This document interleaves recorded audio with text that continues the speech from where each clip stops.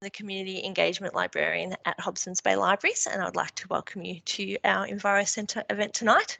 I would like to begin by acknowledging that depending on where you're joining us from tonight, we are potentially gathered on the traditional lands of many peoples. Now, from my home, where I join you, I'm on the lands of the Wurundjeri, and I'd like to pay respect to those elders past, present and emerging. As well as a wider Kulin Nation, whose boundaries cover the Hobsons Bay City Council area, where many of you are likely joining us from tonight, but without excluding all traditional owners whose lands we may be communally joining together tonight on. Now, Council acknowledges that long before this area was Hobsons Bay, our First Nations people had named its places, hosted ancient ceremonies where learning flourished, where knowledge and resources were exchanged, and healthy communities and relationships were sustained and adapted to those changing environments. We recognise the unique role that diverse Aboriginal and Torres Strait Islanders people play and continue to play in the life of our city.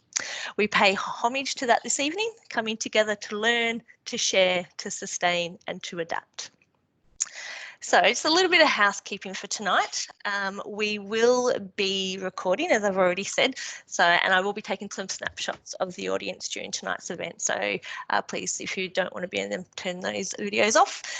Everyone's already muted, which is great, but just ask that if you do stay muted so we don't have any background noise tonight. We are going to be having some Q&A at the end of the session, but if you want to ask questions during this session and you might forget about them at the end, feel free to jot them down in the chat, and I will keep track of them. If it's a burning question that you want to answer right then and there, let me know and I'll see if we might be able to stop it a few times and ask some of those questions, but please pop them in the chat so that we don't miss them. And then at the end, we'll have time for Q&A and everyone will be able to unmute and come on and ask their questions. So tonight's event is being brought to you by the Hobsons Bay Libraries and the EnviroCentre, and I would like to let everybody know that all branches of Hobsons Bay Libraries did close this afternoon at 6 p.m. for the next 6 weeks, but we are still operating our book-a-book delivery service for residents of Hobsons Bay, so please take advantage of that, and I will pop a link in the chat how you get about getting some books delivered. I would also like to share that Hobsons Bay City Council are sourcing some feedback on a couple of strategies at the moment. Again, I will put these links into the chat. So on the urban forest strategy, which is about delivering a healthy and resilient urban forest, and also on our urban harvest. So this is about connecting local communities through growing, cooking and sharing their food. So I'll pop both those links in there. And the draft climate change plan is coming soon. So keep an eye out for that. And the best way to keep an eye out for any of that consultation is by registering on Participate. And again, I'll pop a link in the chat, and then you'll get notified when all of these things come up. So it's we want to hear what the community has to say on these issues. So please make sure that you are involved in that consultation. Now, what we're here for tonight, though, not to hear me talk all night. So I would like to introduce you to Gene Blackley. He's an advocate for regenerating a socially equitable and environmentally sustainable world. Australia is incredibly well positioned to thrive from embracing and addressing the challenges of our climate and our ecological crisis.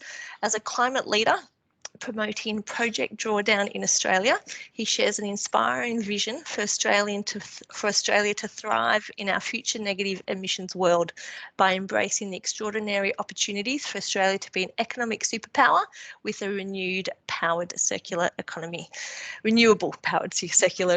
So please join me in welcoming tonight Gene Blackley. Thanks very much, Melissa. Thank you. It's an absolute delight to have those of you joining us today. And Melissa, particularly thank you for such a great opening about the land on which we come from this evening. So likewise for myself, as you can see from the background, clearly I'm in Melbourne. Or is it a matter of, with 6 weeks of lockdown ahead of us, this is where I would rather be maybe for the next 6 weeks. So that's why I went with my incredibly authentic Melbourne scenery in the background. for tonight. It's great to be able to have engaged citizens like yourselves coming together to look at how do we get to zero emissions? How do we reverse global warming, and what's the role that we can play in it? So tonight I'm going to talk about the importance of Indigenous peoples and my normal introduction about acknowledging the rightful owners of the land. I'll skip because Melissa's done it as thoroughly and beautifully as I like to focus on myself in terms of the unique relationship that Indigenous people have had with the land over the years, and perhaps a better understanding at the core that as humans we are integral to the environment that we live in, that we're not separate from it, that we're in a constant relationship with it. We are it and it is us, which is at the essence of changing our mindset about our relationship to our environment. Now tonight I'm going to share a number of different projects and insights and some of the wonderful leadership that's occurring around the world, but particularly here in Australia, about how we can tackle climate change, how we can reverse global heating, and the fact that we know what to do. And a lot of us are getting on with it. Great parts of our society, most levels of government, but maybe not all, very large corporations, major industries, investors, financiers. There's incredible momentum around the world and in Australia for heading in the right direction to net zero emissions. So tonight, what I'm looking to do is share some insights with you about various projects, give you a bit of an introduction to them, share some of the key highlights, invite you to go and have a deeper look at those.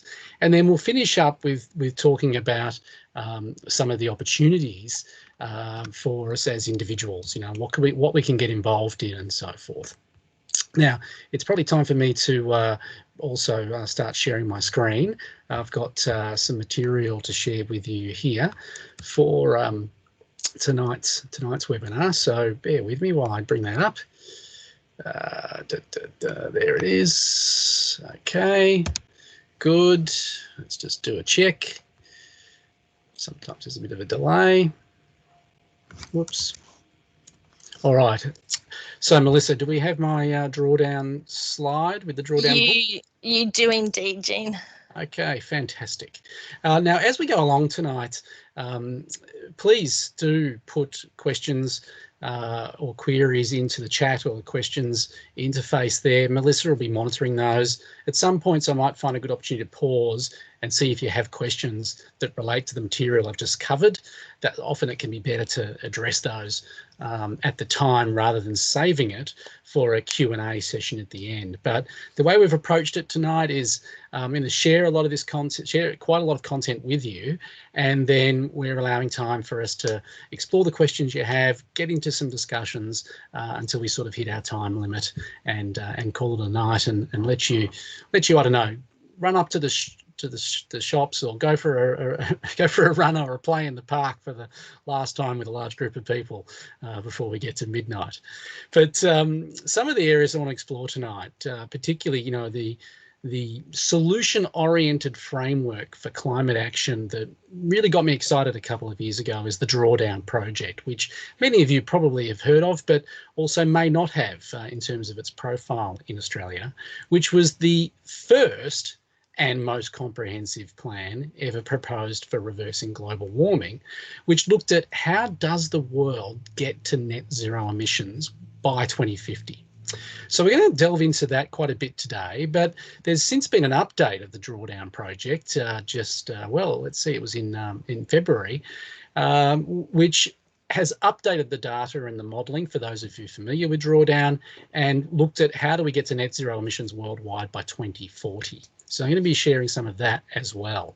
The great thing too is that the book is available for purchase from all good bookstores or obviously at your favourite online sources. But the Drawdown review of 2020 is a free document available from the drawdown.org website anytime. So we're going to talk about reversing global warming, and one of the places I sort of like to start is the fact that a lot of people feel some angst, anxiety, obviously great worry about, can we do this? Is it possible to reverse global warming and maintain a climate that's coherent and suitable for humanity to thrive? Some people feel that it's not possible, that it's too difficult and so forth, or that, we're really going to find it difficult to let go of the economic models we have, our reliance on fossil fuels. But the thing about global warming is that it's been solved. We know what to do to address our climate threat. And by solved, I mean, we've got the answers, we've got the explanation for effectively dealing with this problem. And despite what some people might like to say, there's no mystery about climate change. That debate is well and truly over. The science is in, and in fact, not only are scientists being proven incredibly accurate in their predictions of what changes we would see in climate trends, weather patterns, impact in local areas, but in actual fact, what really troubles climate scientists when I talk to them, when they get together in their conferences and the like, is that it's all happening a lot faster than they've been predicting for the last 30 years, which is a really grave concern. Some of the other things I'm going to talk about tonight, though, is the incredible opportunity that exists for Australia to act on climate. And I'll be just touching on Ross Garnaut's book released last October called Superpower, which essentially lays out and maps out the once in a lifetime incredible economic opportunity that there is for Australia to embrace the opportunities to transition to a zero emissions economy. So I'll be touching on that a bit later. Also, very importantly, beyond zero emissions, one of the world's leading climate think tanks based in Flinders Lane in Melbourne, and their newly released publicly just 2 weeks ago, the Million Jobs Plan, which builds on and links to Ross Garnaut's renewable superpowers vision. So we're going to take a bit of a look at the highlights from the Million Jobs Plan, which highlights this opportunity for incredible growth and huge employment potential of investing in the low carbon future that's coming our way. To give you an idea of that, the Million Jobs Plan, the highlight is that in 5 years of investment in renewable and low emissions project, we could generate 1.8 million new jobs in Australia, very much importantly, in regions and communities that need them most, and also economies, local economies that are going to need to transition away from fossil fuels at some time in the near future. Now, how far that future is out, well, there's a lot of debate around that. But the bottom line is that Australia has a lot more to gain by moving to the zero emissions transition to that future economy. The sooner we make that shift, the sooner we start heading in that direction, the more we have to gain as an economy and a society. Incredible opportunities to thrive and flourish, not just economically, but our health and the social impacts as well. So these are just a taste of some of the things we're going to cover tonight in talking about global warming being solved. The other thing I want to talk about is also a few myths about climate action. First of those myths is that, which I think probably many of you in the audience tonight would appreciate, that we often, talking about climate change is all too often framed around we're going to save the planet. People hold up those banners while they're in a march, or, we've got to protect the environment. And we maybe get videos of polar bears stranded and koalas who look like they can't find a tree and so forth. And I actually think that kind of traditional communication about climate is doing us a disservice, because the climate crises and our ecological crises, the broader ecological crises in terms of mass extinction, the likely impacts on immigration and so forth when we have incredible drought, the issues around topsoil and how many more years can we actually sustain billions of people on the planet with our current farming systems. There's a broader ecological crisis that the climate crisis is within. But when people say that this is an issue of protecting the environment, my answer is no, it's not. That's not the issue. The issue isn't protecting the environment. This isn't about saving the animals or saving the planet, because the planet will be just fine when climate change happens, but humans won't be. The real issue of climate change is about the threat to humanity thriving with a quality of life that we'd like to maintain. That's the real issue here, because if we don't control runaway climate change, the majority of humanity could be wiped off the planet. Well, that's not an issue for the planet. That is an issue for humanity. This planet has existed for millions and millions of years. And in fact, 99% of the species who've lived on this planet no longer exist today. So the loss of humanity is no big deal to the environment or to the planet. So we're not talking about saving the planet. What we're talking about here is humanity thriving. And that actually the feedback we're getting from our climate is telling us, hey, what we're doing isn't working for humanity. That feedback is there to help us and to show us that there's a brighter future we can create for ourselves, that we can create a better world for humanity, which just so happens to be about understanding the fact that we are integral to our ecosystem and our ecosystem is integral to us. So that's my first myth. But let's talk about the fact that the issue of global warming is something that we've understood for an incredibly long time. And I'm going to play videos a little bit tonight. And one of the things about this webinar platform is that sometimes, depending on your link, the video might not sync the audio correctly to the video, or it might not even come through clearly at all for you. And I apologise if that's the case, but don't worry, you're not going to miss out on any brilliant content. I've got what's in the videos I sort of cover in other ways as well. Oh, now hang on a second. It just occurred to me. I better just check that yes, sure enough, I forgot to turn on the audio on my system. So I must have 3 times today, I must have said to myself, now remember, when you go to share your screen, make sure you turn the system audio on. All right, here we go.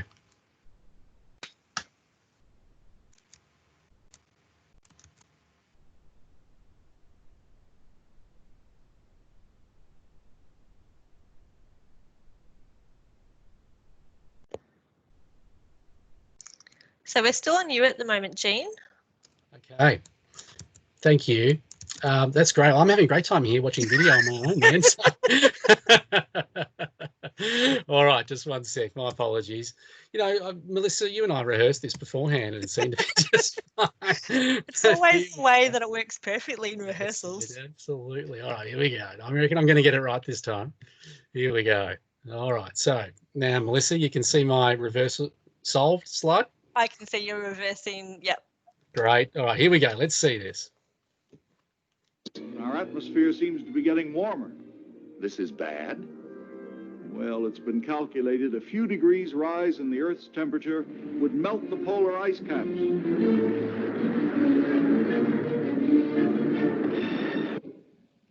Okay, not an amazing revelation, that one. Did that work okay, Melissa?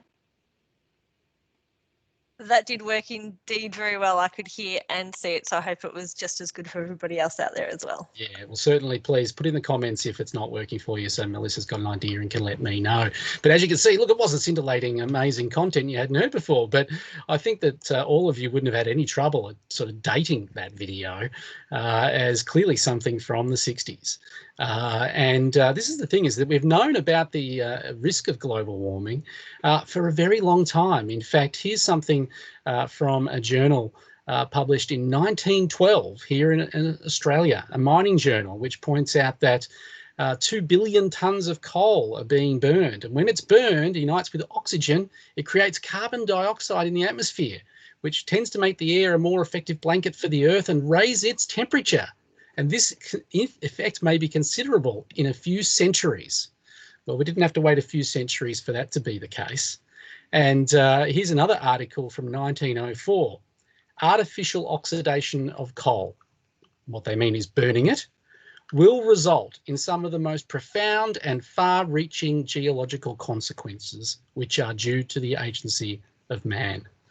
So we've known about this for a very long time, and there's this classic visualization of what the problem is.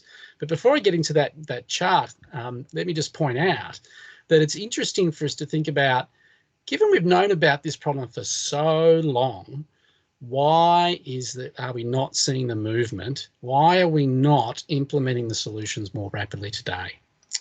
You've probably got your own answer to that, and I'm going to come back to it later, and we can have a bit of a discussion about it at the end as well. But key thing here is just sort of showing that the yellow dotted line here showing the 1950 level, and points out that atmospheric CO2 has never been above this line until the modern era, and that currently we're up at about 415 parts per million of CO2 in the atmosphere, and this is the problem.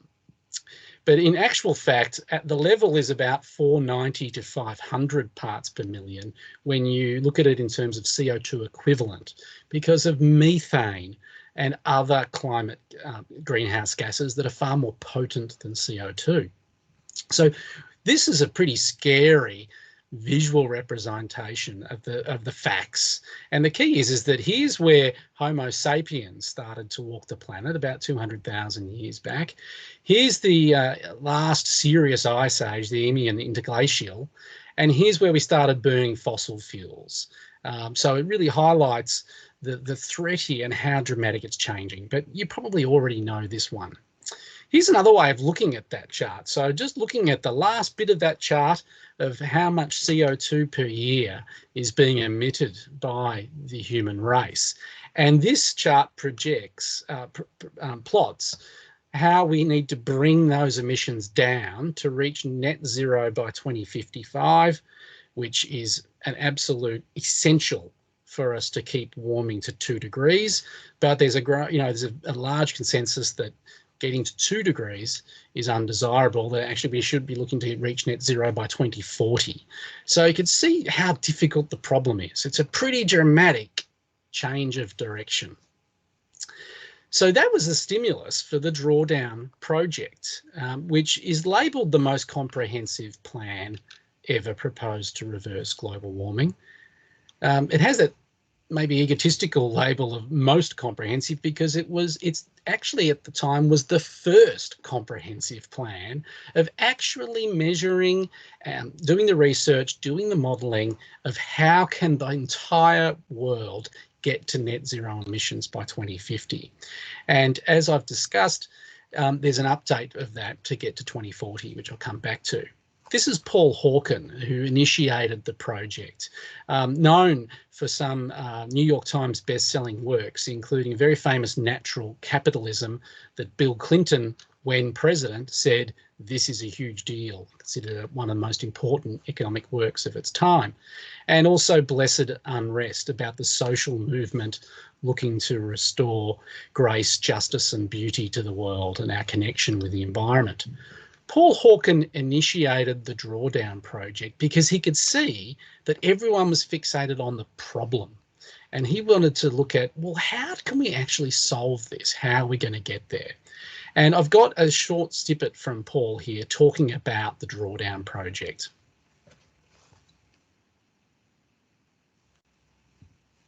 Drawdown is the point in time when greenhouse gases peak and begin to go down on a year-to-year basis. At least that's what it means in respect to climate. You can't achieve drawdown unless you bring carbon back home, because we're way past the point in the amount of greenhouse gases in the atmosphere that would lead to a stabilized planet or stabilized weather systems. That's gone. So drawdown depends on bringing carbon back home. There's only one way we know how to do it, and it happens every year. and that is through photosynthesis. And if you look at NASA maps of carbon dioxide emissions a span of a year, what you see is that every year, actually, we do draw down 6 to 7 ppm. So it goes up and it goes down, it goes up and it goes down. The problem is it doesn't go down to where it was before, and so there is a slow incremental increase of CO2 and greenhouse gases. So it's really about that equilibration, getting to that point where we bring back every year, over this course of a year, the same amount that we're emitting, and then bring back a little more, and that point's drawdown. And that is a very doable thing. And the way we face it, the way we looked at it, is as if it's, almost an impossible task. And it's the other way around. The solutions surround us and around us all the time. And that's the beauty of the Drawdown project, in that measuring and modelling the 100 most substantive solutions that can not only stop global warming, but reverse it. Because the thing is this is solved and we know what to do. And millions of people around the world are putting their effort into heading us in this direction. And so what they did in Project Drawdown was they brought together dozens and dozens and dozens of scientists and economists, researchers from around the world who volunteered their time to do the modelling. And the 2020 update is an update of the modelling that was released 2 years ago to more accurate data, because we're getting more and more useful data all the time. And as I said, this 2020 update you can download for free from the drawdown.org website. The key to how we get to net zero worldwide is really 2 areas of solutions and a whole lot of impacts along the way. The first is reducing the sources of emissions. So the key here is electricity. Then the other large section of solutions is food, agriculture and land use. Then there's industry, transportation, buildings, and then there's solutions that fall in the category of other. So that's about reducing the sources of emissions. But of course, as Paul highlighted in the video, and the reason I included it was for that beautiful NASA animation where it sort of shows the planet breathing, and the fact that we actually do draw down our greenhouse gases basically when we go through the northern hemisphere summer right now, where the growth in forests and all other plant life on the planet actually sucks down more CO2 and brings the level back down before we come out of spring and summer. So that's about the sinks. So the sinks are the nature's natural carbon cycle, which of course is about the sinks on land. So that is plants on land. Then there's the fact that oceans play a huge role in consuming and acting as sinks of CO2. And then there's engineered sinks. So that is artificial ways of drawing CO2 and greenhouse gases out of the atmosphere. The third section in the Drawdown project is about the fact that there are many things we can do in the areas of health and education that can also have a massive impact on emissions. So I'm going to talk, just to sort of show you some of the great solutions from the Drawdown project. But what's interesting is to look at electricity and see that changing the way we generate electricity is going to be the largest impact for us, but that enhancing efficiency of using electricity is incredibly important as well. Then in the area of food, agriculture and land use, don't worry about the numbers here. That's something to understand when you're reading the report. The key is just to look at the size of these circles relative to each other. And you see here that our diet, our food diet and food waste is far and away the biggest opportunity for reducing emissions, along with the 2 smaller areas there, shifting our agricultural practices and protecting our ecosystems. Next area is industry, and what's amazing here is that the #1 solution in terms of industry activity is addressing refrigerants. And what we're talking about there is the gases that are used in our fridges and our air conditioners is actually the #1 solution when it comes to industry. It's actually a massive contributor, one of the top 10 solutions in the Drawdown list of about 100. But you see the other important things is improving how we use materials, particularly materials like cement and which is covered elsewhere, and steel, but also, of course, about waste. In transport, interestingly, it won't surprise you here to see that it is huge improvements to be made in efficiency.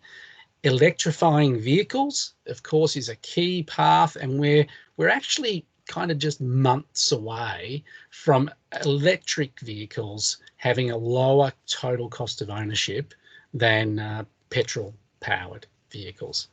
And then there's a shift to other alternatives for transport. In the buildings area, it's very much about how buildings use energy.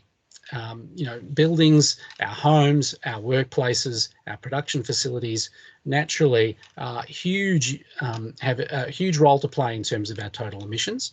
And the key here is energy efficiency, but also changing how we use energy. So reducing reliance on fossil fuels, particularly like gas.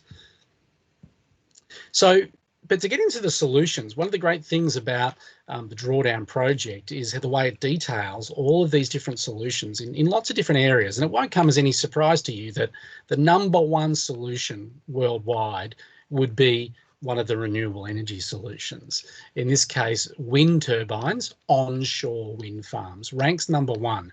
And again, don't worry about the numbers you see here and trying to digest those. Those numbers are detail from the report. But what is interesting to see is have a look at those numbers here, where it points out that a net cost on a global scale of what makes economic sense for us in terms of how many wind farms to build around the world. We're probably looking at a cost of like $1.2 trillion to make a substantial contribution from onshore wind. But the savings generated are in the order of $7.4 trillion, which speaks to one of the other key myths that I like to highlight when talking about climate action is this myth that acting on climate is going to cost us. It's going to cost our economy. It's going to be a problem. It's going to make Australia less competitive. Our competitors in overseas markets will be able to take advantage of it if we move too quickly, or if we get a price on carbon and so forth. All these arguments you've heard for 10 or 12 years. But it's totally the wrong way of looking at it, because acting on climate isn't a cost to our economies. Acting on climate is actually an incredibly profitable investment in our future economic well-being and economic prosperity, which I'm going to come back to a little bit later on. Other interesting solutions is that third biggest solution is reducing food waste, which is something that we are going to all play a part in every day of our life. And reducing food waste, there's two sides to it. One is that in a developed country like Australia, the issue of food waste is how much food we throw away in our homes and our restaurants. So it's at the end of the supply chain. We tend to buy more food than we consume in wealthy societies. The flip side of the supply chain and the flip side of the problem is how much food is wasted on farms and in distribution networks in developing countries. The problem there is that we can't get foods from the farm to the people quickly enough because we don't have efficient supply chains. We have issues with refrigeration and other problems that manifest. So there's two sides to the fact that this is the third biggest solution, is reducing food waste, which kind of doesn't really have a cost. So there's no figure there for the costs and the savings, because there's huge savings, and the costs are very hard to pin down, but they're nothing like how much can be saved by reducing food waste.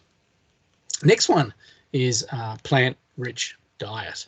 This is not about becoming, dare I use the V word, it's not about becoming vegans. This is about the fact that we don't need to all become vegans or vegetarians. We just need to change the way that we raise livestock, and also reduce our consumption. So it's not about eliminating it from people's diets if people don't want to make that choice. But if we do reduce our consumption, particularly of beef and lamb as the highest impact meat in our diet, and reducing our use of dairy, particularly obviously dairy from cows, that there's an incredible impact there. This is something for people to make a choice in different ways, but again, it's something that we can be doing day in, day out.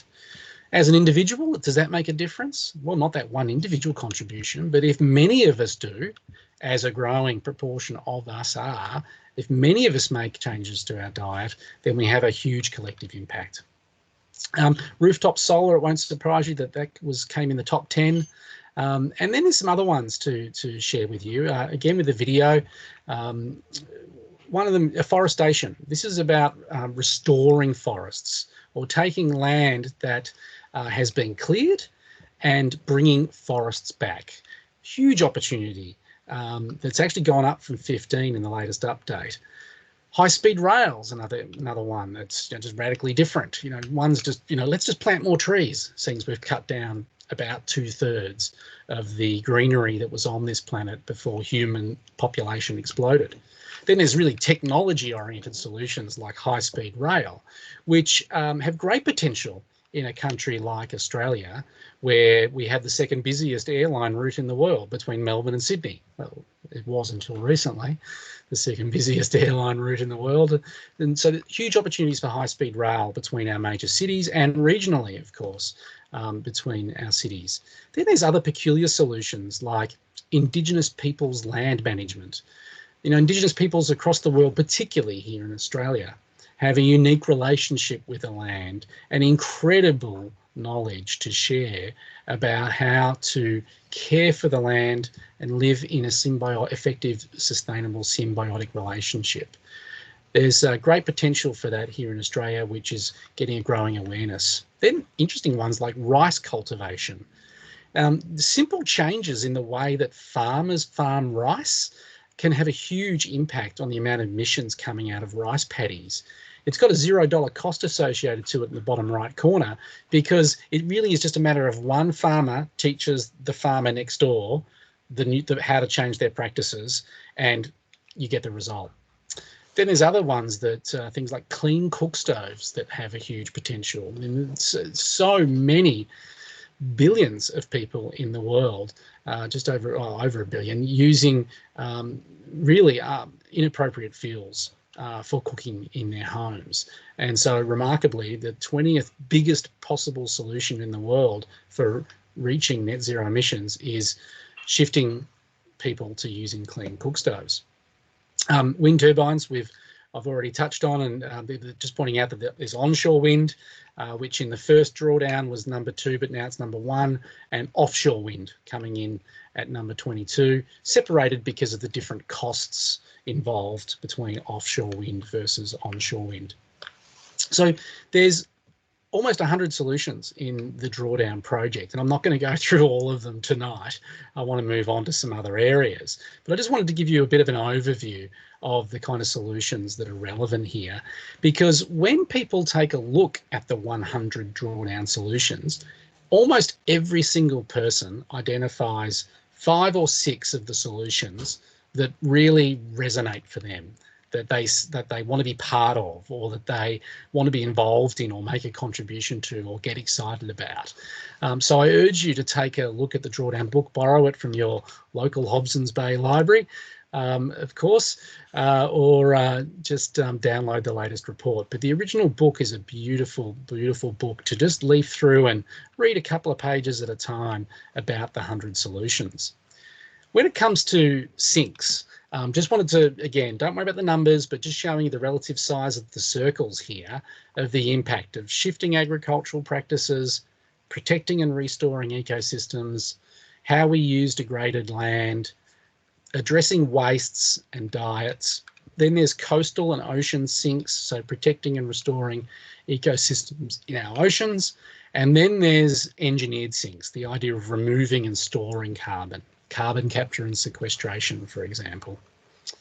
Then the other area for the Drawdown project is about improving society, and that's looking at health and education. and the impacts that we can have on human health through reducing emissions, but also the impact we can have on emissions through wider education. Some of the other quick solutions to mention, just different flavours for you. Silver pasture. This is the practice of raising cattle or livestock not on cleared land. This notion of you've got to get rid of all the trees, get rid of all the plants and just have grass to raise cows. Well, actually, we've found that you can actually get a greater productivity and a better result if you don't clear the land to raise livestock, and that you actually let them roam through forest, essentially. But you can read more about that in the project. Then there's protecting forests. Surprise, surprise, a very important solution. This is just taking a quick snapshot, because as I present, normally we'd be face to face and people go, well, so what are the top 10? You know, Jen, you've teased us with some of the top 10, but what are the top 10?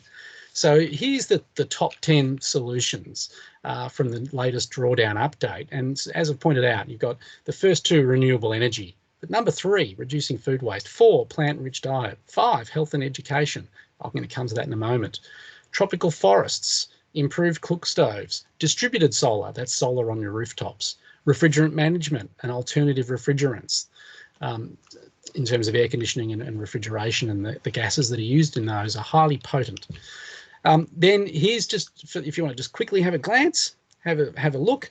I'll pause and sip some water. You can just have a look at the next 15 solutions.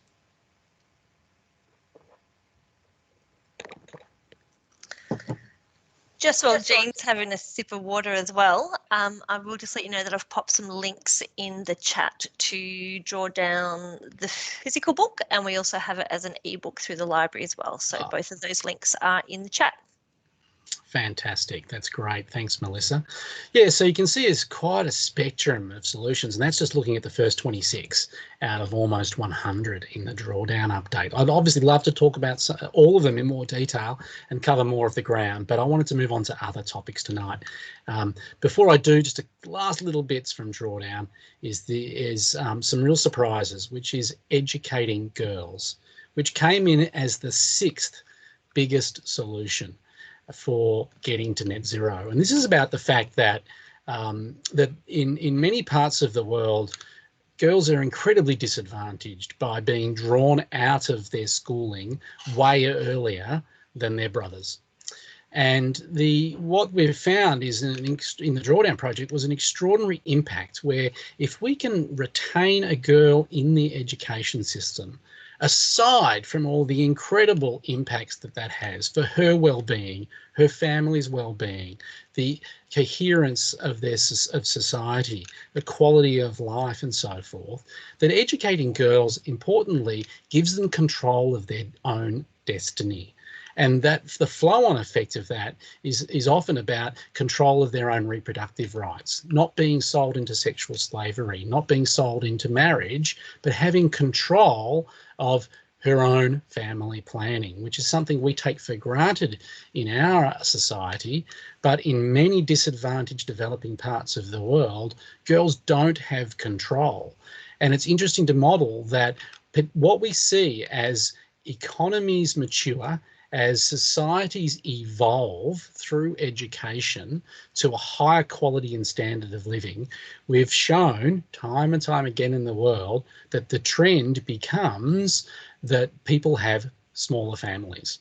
And so it's unsurprising that if people choose to have, not saying they have to, or that we want to, or that we're looking to make people have smaller families, but it's just the trend, which, you know, is borne out also that if you look at population statistics in the most advanced and particularly equitable societies like Japan, Nordic countries like Finland and Norway and Sweden and Denmark, it becomes such a trend that it actually starts to become a problem that the population growth rate is actually negative. Let's not get into a debate about whether that's a problem or that's actually a good solution, but the point here is it's amazing what this area can do for us in terms of raising the quality of life for people in developing countries, but most importantly, empowering women in these countries and all other countries in the world. Some other, just last little bits from Drawdown is just some interesting things that are around the corner, sort of future solutions that are really quite interesting. And the first of those is marine permaculture.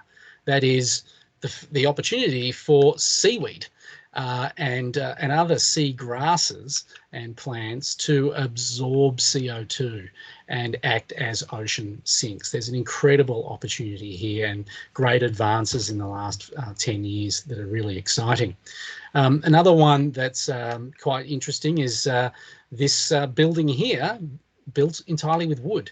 So rather than using steel and concrete, which are huge sources of emissions, we've made incredible advances of how we can actually build multi-storey buildings, this one in the order of about 15 or 16 stories, entirely using wood, no use of steel or cement, which is quite amazing. So interesting areas, little tastes of the future that you might want to take a look at.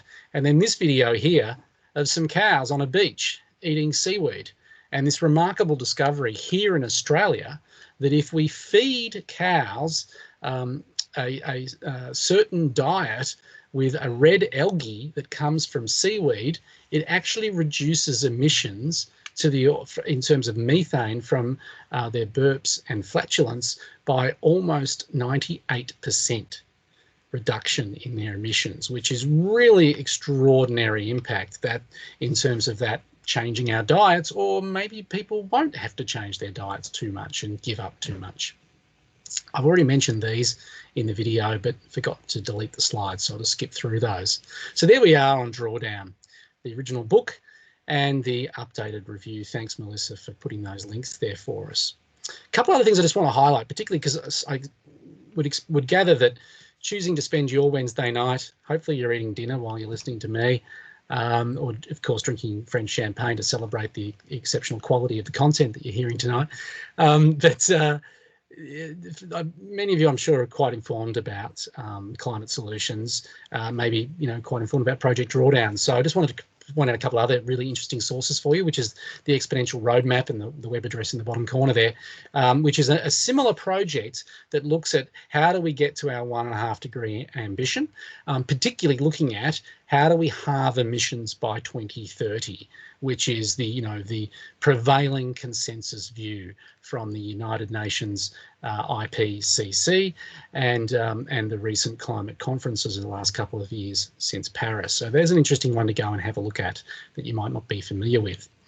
Another one is Mission Possible, which looks at reaching net zero carbon emissions from the harder to abate sectors.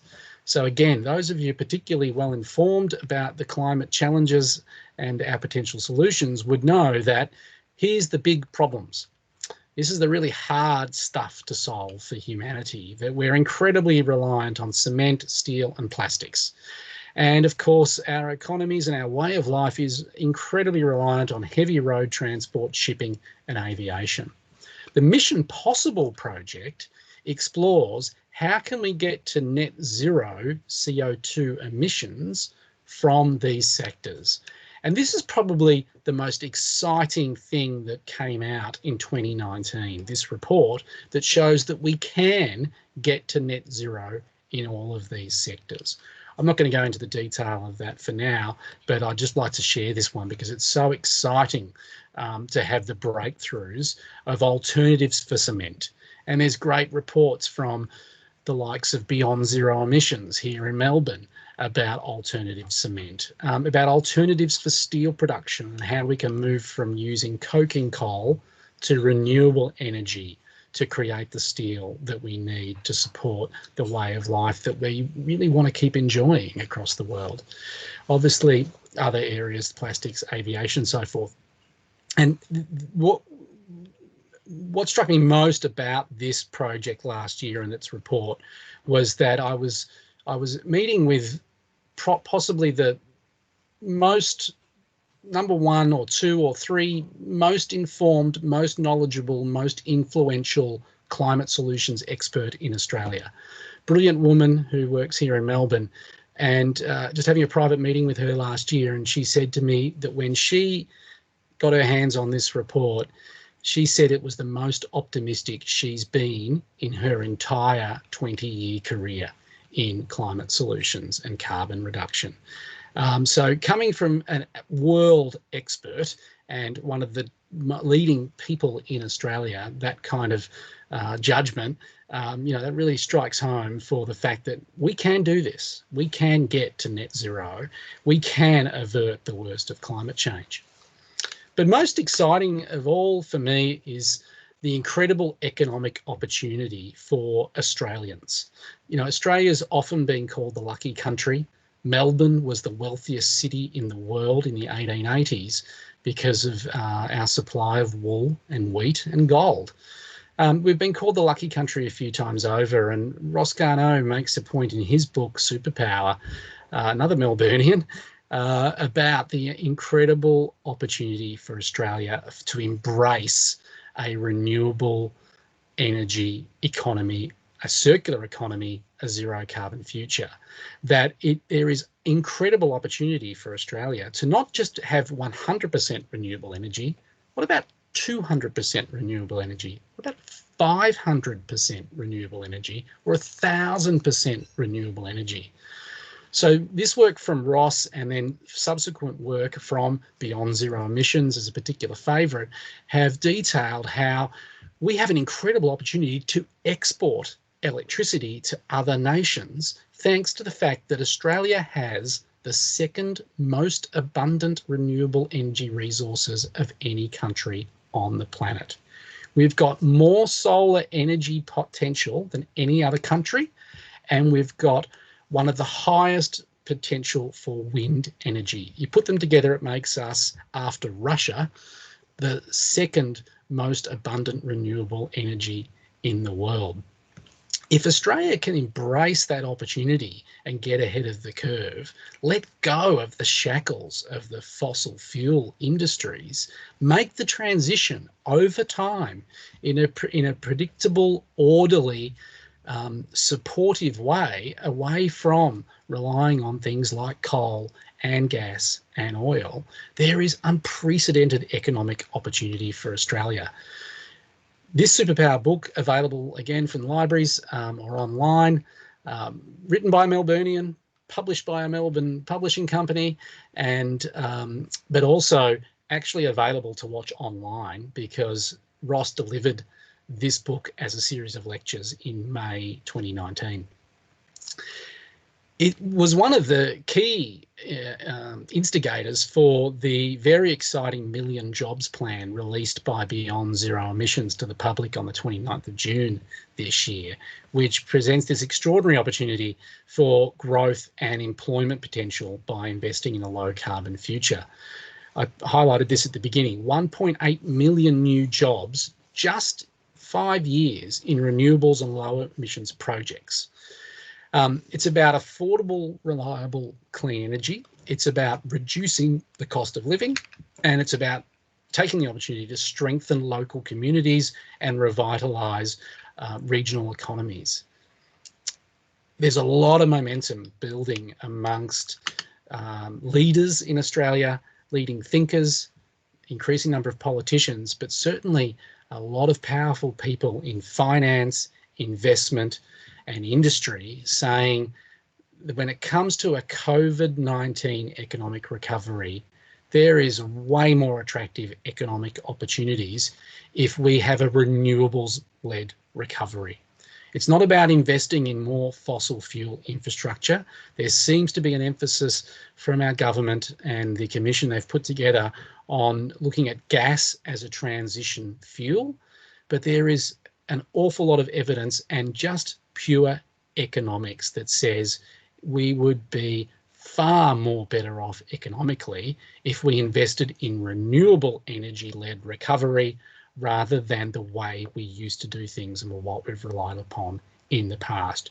You're going to hear a lot more about this in the media, certainly in the last 2 weeks and in the months ahead, as organisations like Beyond Zero Emissions, Climate Works Australia, also based in Melbourne, led by the brilliant Anna Scarbeck, and others, major superannuation companies, some of the biggest investors, well-known politicians, well-known philanthropists, very wealthy Australians will all be talking about this a lot in the next few months, the opportunity for a renewables-led recovery.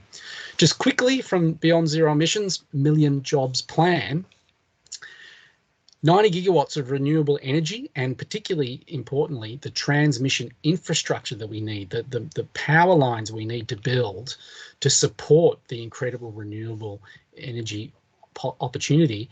We're looking at about 200,000 jobs there. Retrofitting existing homes and buildings, offices, and new buildings for energy efficiency, 940,000 jobs available there. 20,000 electric buses, building them in Australia and getting them on our streets, building them with Australian-made steel made from Australian-grown renewable energy, looking at about 140,000 jobs.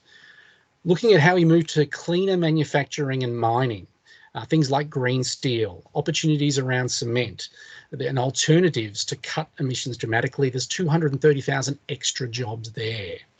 Then in land regeneration, 200,000 jobs in regenerating the land. You know, we've cleared an awful lot of land in this country. The opportunity to restore our forests and regenerate our lands, improve our agricultural practices, capture more carbon on your average family farm. Any farmer can be part of that. Huge profits available, huge profits that have been missed, in fact, over the last 10 years. Billions that Australian farmers have missed out in revenue because we haven't been encouraging the opportunity to capture carbon in our farms. And then waste recycling. If we could recycle 90% of our waste, highly achievable. Very credible announcement from the federal government this week in this area. There's 80,000 jobs to be generated there. Now, obviously, there'd be a lot of questions some of you might have about these areas. How have they worked this out? What does it cost? What are the returns, etc.? Not for tonight. Again, download the Million Jobs Plan from beyondzeroemissions.org.au for more detail on that, and look out for videos online. But just to give you an idea, here's one thing I snipped out of the report, which is for every $10 million US that you invest in energy, this is how many jobs are created. If you invest that $10 million in renewable technologies, 75 jobs. Energy efficiency, 77 jobs. Invest that same amount of money in fossil fuels, 27 jobs. And so this is the essence of how the climate action debate, the climate action landscape has changed in the last couple of years, is that it's no longer a notion of taking climate action is going to cost us. What's it going to cost us? What's it going to do to our economies? It's the opposite. It's, if we don't do this, what are we going to miss out on? Australia can be the world leader in renewable energy and carbon emission reduction. The world leader. We can become an economic superpower if we get ahead of the curve and embrace this. And we can avoid our Kodak moment. Because, and I'll explain the Kodak moment, particularly for the younger people on the call tonight, but coal is over. You know, coal has peaked, and there's a whole lot of data and examples I wanted to include tonight, but I've just had too much stuff to fit in the time about the fact that coal is on the way down. In fact, renewable energy, all fossil fuel energy is on the way down. Great reports out in the last couple of weeks from the Australia Institute about the fact that energy stocks have dramatically underperformed on stock markets for the last 10 years. It's been the single worst sector, industry sector, to invest in stock markets for the last 10 years. Surprise, surprise. Who would have thought? I wonder why that's the case. Because the smart money's moved on. The largest investor in the world, BlackRock, they moved on years ago. BHP, Rio Tinto, they are moving on from coal. Rio Tinto's completely sold out of it. BHP started selling out of it 12 years ago, and they're only holding on to the most profitable coal resources that they've got today. The world has moved on. All the key sectors of our economy, finance, capital, insurance, and regulation, all of these are moving. They're all moving and shifting. There's only one sector of our society, there's only one sector of our community that isn't getting on board here in Australia. That's the laggard. And the laggard is our federal government, because local councils, state governments, finance, capital, investors, insurers, superannuation, they're all moving on. They're all moving on. All sectors of Australian society have declared a zero emissions target for 2050. Most of the Australian population, 85% of the Australian population, is covered by a state government or a local government that has declared a target of net zero emissions by 2050 or earlier. So the writing's on the wall and the opportunity's there. And the last thing I want to point to for the opportunity is this report from the CSIRO, sponsored by NAB, contributed to by some of the largest corporations, some of the leading academics and scientists in our country, the Australian National Outlook. It also explores this notion of what's the economic opportunity for Australia if we actually think cleverly about the future of our economy and our society. If we don't just keep on drifting along the way we currently are, doing what we've already been doing, if we actually look at where's the world going, what's the opportunity for our nation, the Australian National Outlook highlights that we can double wage growth between now and 2050 or 2060, that we can have 40% higher economic GDP if we actually embrace the zero carbon future that's coming right at us. And I mean, that's just talking GDP, which isn't exactly the best measure of what matters in life. It's just a really basic measure of economic outcomes. But it doesn't take into account all the things that actually matter in life. But economics means a lot to people. And as I look to wrap up now, on my hour or just under, I just wanted to also highlight that we're not far away from Earth Overshoot Day, which comes up in August this year. And that is that at the moment, it takes 1.7 Earths to support humanity's demand on nature. I'll explain that another way, that the rate at which we are using the Earth's resources, for that to be sustainable, we would need 1.7 Earths. So we're using 70% more of the planet's resources than is sustainable. And as was predicted by the Club of Rome in the mid-1970s, it's not sustainable. We cannot keep going on this trajectory. If we keep using up resources the way we are, there will not be resources left in a couple of decades from now, 2, 3, 4 decades, depending on the modelling. What's interesting to point out here is just to show what this looks like across the world. Australians aren't quite the worst, but we are right up there in the 3 most resource hungry nations. What this chart is showing you is that if the entire world's population lived like Australians do, if everyone in the world could live like Australians do, we would need 5.2 planet Earths to sustain it. We are one of the worst offenders. It's interesting to look at the collection there on that chart. And there's few nations that are above us. Only a couple of much smaller nations, generally in the Middle East. So just a sobering reminder of that it's not just about the climate crisis. It's about the whole ecological crisis as well, that we've got to totally reimagine and rethink our relationship to our ecosystem that we are part of. Which brings me to one of my favourite quotes in the climate change space. Gus Speth, who very senior environmental academic from Yale University, and used to think the top environmental problems were biodiversity loss, ecosystem collapse, and climate change. I thought that with 30 years of good science, we could address those problems, but I was wrong. The top environmental problems are selfishness, greed, and apathy. To deal with those, we need a spiritual and cultural transformation, and we scientists don't know how to do that. And that's the thing, is that the debate about climate change threats and climate action has very much been about the science and then about the cost. But today it's shifting. Today it's about recognising, hang on, this is an incredible opportunity for us. It's an incredible opportunity for a nation like Australia. But that really what we've got to do is change our understanding and appreciation of what we're doing to this planet, and not in terms of we've got to save the planet, we've got to save the environment. No, we don't.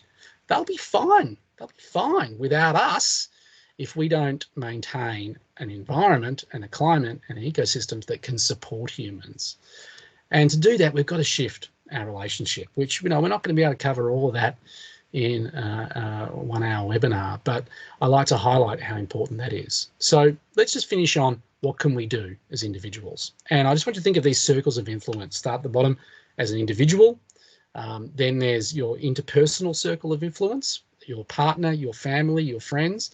Then there's the communities that you're part of, the organisations you work with or work for, the services you use, the other parts of our community groups that you're involved in. And then there's sort of the societal circle of influence.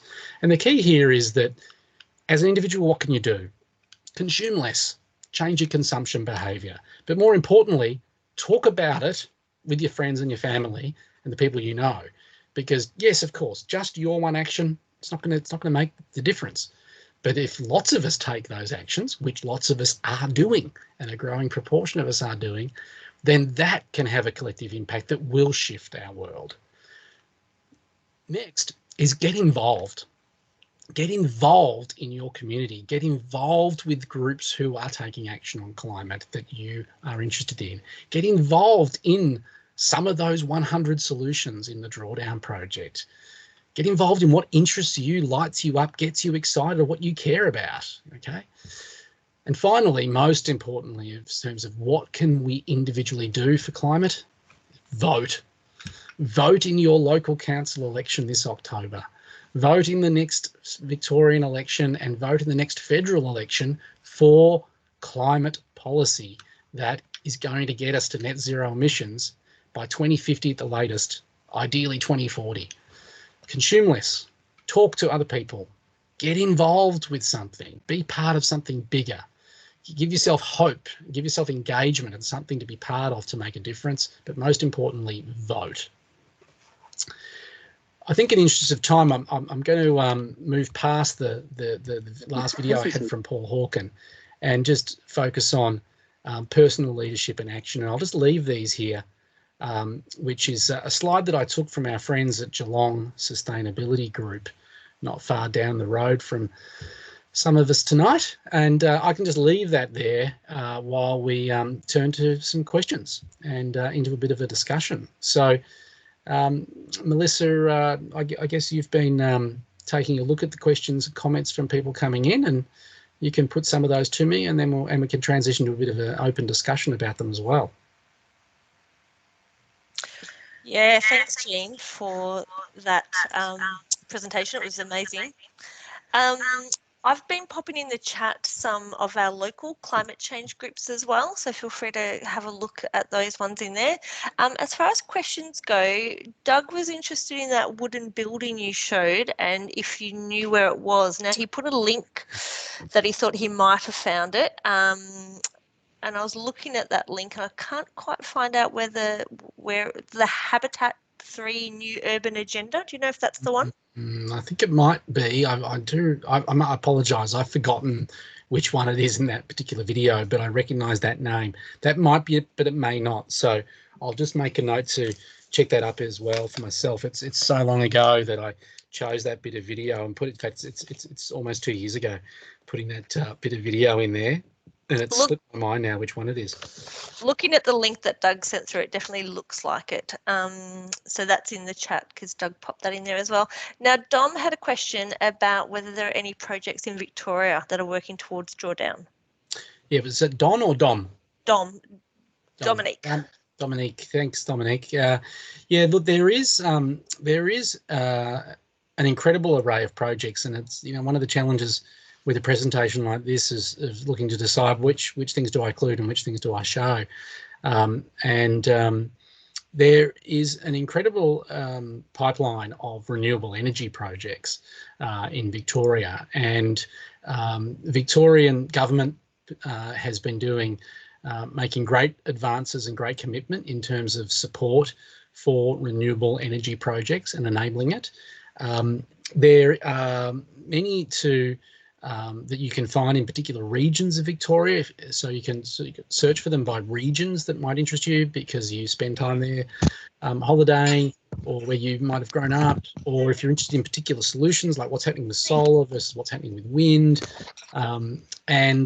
There's, as far as projects, there's a lot of projects happening in a lot of different areas that relate to drawdown solutions. The drawdown project doesn't tend to have a profile in Australia that we sort of talk about solutions and label them as there's a drawdown example. That's something that we're looking to sort of get more out into the mainstream. But at the moment, where I'm looking to focus my energies and where the climate movement has clearly shifted in the last few months is to economic recovery, and that clearly we need to make some bold decisions about how to drive economy, the pace of money, the speed of money, the investment, jobs creation, and the fact that we've got all this brilliant work that people have been working on for years and years now in think tanks, in the academic sector, engineers, scientists and economists about the opportunity of a renewables-led recovery. That's where a lot of the focus is going to be in the next 12 months is on that. Thanks for that, Jean. I work with schools across the state, and I like to give them examples of what's happening in their local communities. And one that I used was the Soil Key Renovator project that's happening out in Gippsland. Mm-hmm. And I was just wondering, because I do mad Googling when I'm going to visit a region to try and find out what the sort of showcase projects are, or opportunities that are happening in their region that they could then share with their students. So it's interesting. I will continue to look at the solar and other energy innovations and take a focus too on that, the renewables-led recovery. Yeah, and you know, Dominic, you're highlighting something which is that I'm working on in the background. Yep. In terms of making it easier for people to find what's happening in a certain sector, or what's happening in a certain community or a certain region, and it's one sort of jigsaw piece in a puzzle, not a puzzle, but a clear picture of here's how Australia can get to net zero by 2040. Yep. So the key thing is that I've actually, in organising my slides tonight and choosing from 5 times more content, I've actually left out putting in Climate Works Australia, which is the leading source of data modelling, policy recommendations and so forth of how do we get to zero emissions in Australia. Climate Works is unequivocally the leader, based in Melbourne, and their decarbonisation futures report that was released a couple of months ago, 2 or 3 months ago now, is the latest about the fact that, hey, here in Australia, we can get to net zero in the 2040s comfortably. And the fact that it's not just about, and it's about many of the solutions you see in the Drawdown project, and it's also about a lot of the new technologies that are emerging, the opportunities around soil and how we manage our land, and the opportunities for carbon capture in soils by changing our practices. But things like electric cars and electric transport, the other things in the Mission Possible report. But what I'm working on with the climate community is a grander project to show Australians this is how we can get to net zero by 2040, and this is what's already happening. These are all the incredible opportunities. This is the economic opportunity, and and an inspiring vision of what can Australia's economy look like in 2040 if we actually embrace this opportunity that Australia is uniquely positioned to take advantage of. And one of the little pieces of it is, wouldn't it be great if there was a place you could go and a website where you could look up by solution, or look up by region, or look up by a community what's going on, and all the projects come up, sort of like a rich database of it. So it's one of the pieces. Great. I look forward to seeing it in the future. Yeah, I hope sooner rather than later. Okay, Melissa, next one. That definitely sounds like an amazing resource if you can get it up and running. So Ben just said thank you, had to leave, but thanks for all the information and the plenty of resources to follow up on. Jen, you have a question. Do you want to unmute yourself and pop in?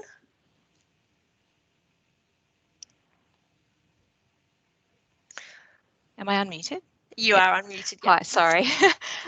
Thanks for that, Jean. I guess I was just wondering if you have a bit more information about the impact of education in an Australian context, what we could achieve. I mean, yeah, in Australia in particular, but like you've said, globally, it makes a big difference, but particularly I'm thinking for developing or underdeveloped nations. And I'm wondering in our context if there's any data about what we can achieve. Yeah, well, the key, I often get asked about this in response to that part of the Drawdown project, and the key is that what the Drawdown project was referring to there was specifically about educating girls in developing countries, so sub-Saharan Africa and of course parts of Asia. And what essentially it's about is the family planning impact and the control of their own reproductive rights and choices. Clearly, that's not an issue. That lens of looking at education of girls, that's not an issue in Australia in terms of access to family planning and so forth. So I think the opportunity in Australia is around education is twofold and kind of obvious in what you're already thinking, already know, which is just changing the mindsets and cultural norms for the next generation or the growing, the next adults. That some people think that we're educating kids a hell of a lot about environment and climate because, many of us here, adults on this conversation, have probably come across, children and hearing that, they're much more aware maybe than their own parents, or, incredible inspiring things like participating in the climate School Strike for Climate marches last year, which is just one of the most inspiring events of the year. But actually, we're not actually educating our children that much about environment and climate and our relationship and changing our sort of cultural norms about this idea that we're separate from the environment and that we can control it and that it's too big for us to have an impact on and so forth. Well, all of that needs to be flipped around to the notion that we are our environment is us. We're integrated to each other. We grow, we grow out of the planet. Literally, humans grow out of the planet Earth. So we're integral to it. That's a really significant cultural shift and fundamental a way of thinking that we've got to change. So that's one opportunity, education. The other is our education sector as an export industry is another way of looking at it, which is that, we're already renowned as a great, one of the great providers of quality education in the world. Well, there's a lot more we could be doing in terms of being a world leader of this zero carbon future and attracting more people for education, more people for innovation and collaboration, because Australia's always been a scientific leader and innovator. One of my favourite stories is about the fact that in the early 1960s, the CSIRO had to make a choice about where they were going to focus research dollars. And the two top choices were these things called personal computers, and the idea of silicon-based computing, or cloud making. And at the time, CSIRO was a world leader in both areas, and I think I need to give you one guess of which one was unfortunately chosen in the early 1960s to focus on, and we missed out on the opportunity with silicon-based personal computing. But Wi-Fi invented in Australia, CSIRO played a key role. So it's the other thing. Was Jen, wasn't it Jen? Yeah, about education and this thing about educating girls particularly, is that it's an area you've got to tread very carefully with the notion of saying, well, you know, if we educate girls better and we keep them in school, they don't get sold into slavery or worse, sex slavery, or, you know, sold off as a bride, and they're in control of their rights. They're more effective contributors to their community, better respected in their societies. You know, they're actually, you know, things like the fact that female farmers, research shows, are more effective farmers in small scale farms than farms that are led by males, as it turns out. But this thing about family planning and control of reproductive rights is talking to some key organisations in Australia, like One Girl, and I've suddenly gone blank on the other, the huge, biggest non-profit in educating girls overseas and family planning, is you've got to be really careful about how you talk about it in terms of a reaction of, oh, you're trying to impose on them you know, contraception and constriction of their families and so forth. So no, that's not the idea. So it's one, you've got to be sensitive of your choice of words and how you talk about it. Thank you for that, Jean. Any other questions from the group? We've had Sam had to leave as well, but is there anybody else there that has any questions that they'd like to ask?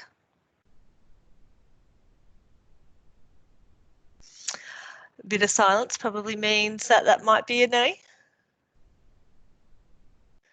No, well, it's very close to time anyway. So if there aren't any other questions, please interrupt me if you do have something you want to ask.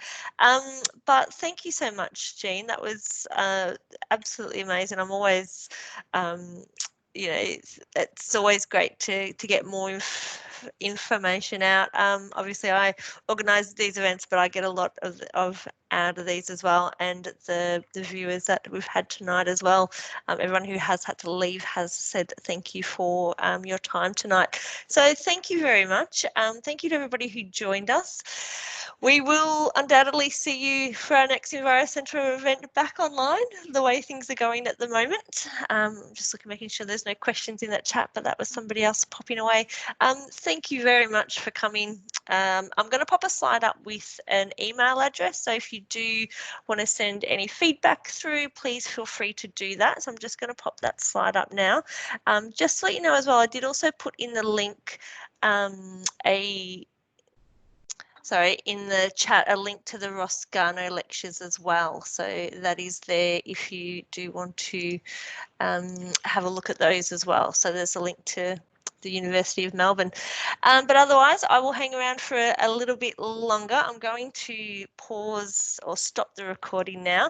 But thank you again so much for your time tonight, Jean. And we will see you next time here at the EnviroCentre Online. Thank you very much.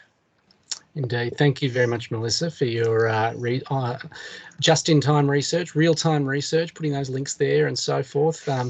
Go ahead, stop the recording for sure. I'm happy to stick around for just a few more minutes, just in case Jen, Dom, Melissa, or anyone else still there does have something you want to bring up or discuss. I ate lunch late, so I'm not quite ready for dinner yet. So I'm happy to stick around for a few more minutes if anyone wants to explore anything. Or